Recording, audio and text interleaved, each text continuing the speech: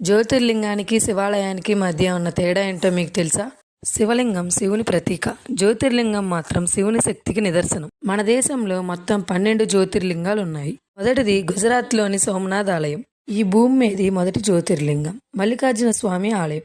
ఈ ఆలయం దక్షిణ కైలాసం అని పిలుస్తారు. ఉజ్జయినిలోని మహాకాళేశ్వరం ఆలయం, తమిళనాడులోని రామేశ్వర ఆలయం శ్రీరాముడు స్థాపించిన శివలింగం. మధ్యప్రదేశ్లోని ఓంకారేశ్వర ఆలయం మహాదేవుడు రోజు పడుకోవడానికి వచ్చే స్థలం. ఉత్తరాఖండ్లోని కేదార్నాథ్ పాండవులు స్థాపించిన లింగం. మహారాష్ట్రలోని భీమాశంకర ఆలయం భీమాని రాక్షసుని వధించడానికి శివుడు ఇక్కడ ప్రత్యక్షమయ్యాడు.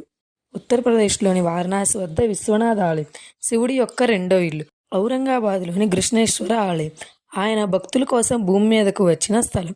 జార్ఖండ్లోని వైద్యనాథ్ ఆలయం రావణుడు స్థాపించిన శివలింగం. మహారాష్ట్రలోని నాసిక్ వద్ద త్రయంబకేశ్వర ఆలయం బ్రహ్మ విష్ణు మహేశ్వరులు ఉన్న ఏకైక శక్తివంతమైన లింగం.